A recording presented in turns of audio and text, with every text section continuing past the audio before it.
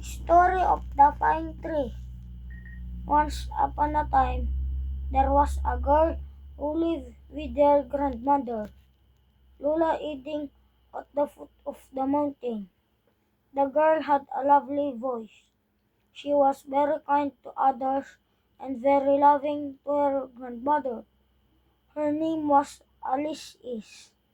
She was a helpful child and would sing as she attended to her work. But as she grew older, she became aware of her physical appearance and it made her very unhappy. Her skin was rough, like the bark of a tree. Her friends have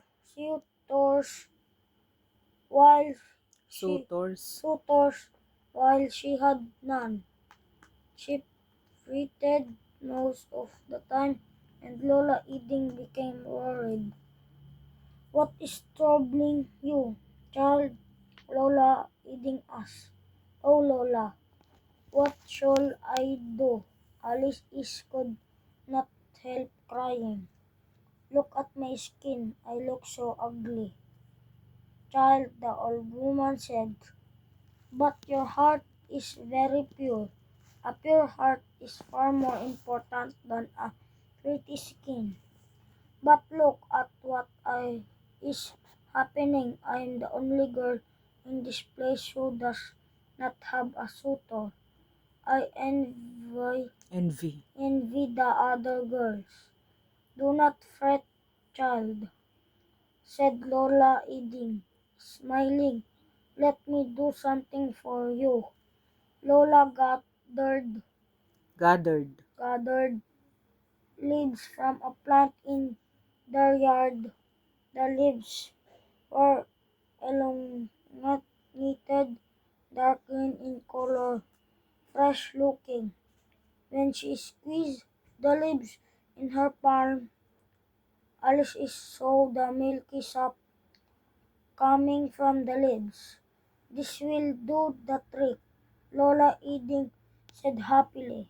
Then she applied the sap to the face, neck, and the arms of Alice.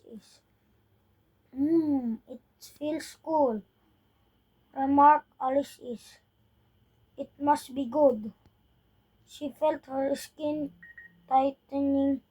She imagined the roughness of her skin disappearing with the sap of the leaves. How long will it take, Lola? You'll have to sleep with it. Alice had a beautiful dream that evening. She looked into the mirror and saw a smooth, beautiful face.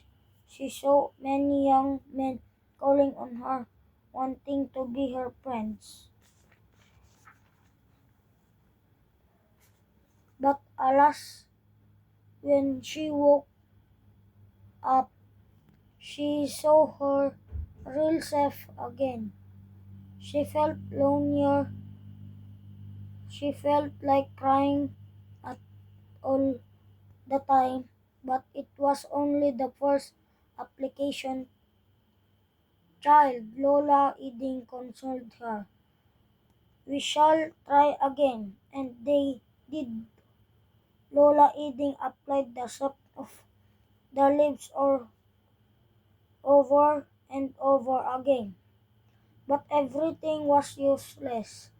There was no change in the roughness of her skin. She remained silent. She would walk away, and in the forest she saw peace of mind. She What's watched the trees around and saw their rough barks like her skin. She wondered why people did not stay away from trees, even if their barks were rough and ugly. People would in fact stay under the shade of tall trees and enjoy the shade of shade and the breeze.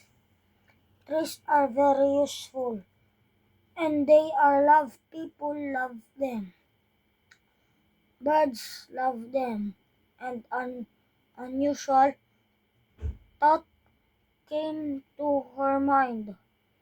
Maybe if I were a tree, then people would admire me. They would not mind my rough skin. They would only see my shade, my beautiful leaves, my strong branches. They would listen to the music of my leaves. Slowly she bent her knees and knelt. She clasped her hands together and bowed her head. She closed her eyes as tears streamed down her cheeks. But Hala, please make me a tree. When Lola Iding woke up the next morning, she did not find Alice is in the house. Alice is, she called. My child, where are you? Thus she went to the backyard to look for her. Lish! It was a soft sound, as if coming from the swaying branches of a tree.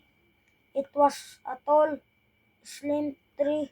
The leaves were green and smelled a rare fragrance. Goose pimples appeared on Lola's arms.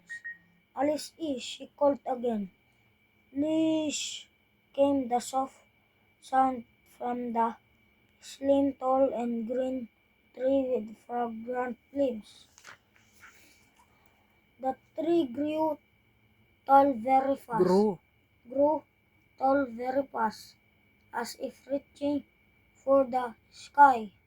Soon cones grew on the tree, and when they were ripe, opened and spread seeds all around. Not long after, more trees like this slim, tall green tree where Alice is pride grew. The mountain became covered with the trees. Alice was very happy. She watched people come in groups to look at all the trees with green branches and fragrant leaves. She was happier when she saw people under the shade enjoying the breeze. Now nobody minds my rough skin.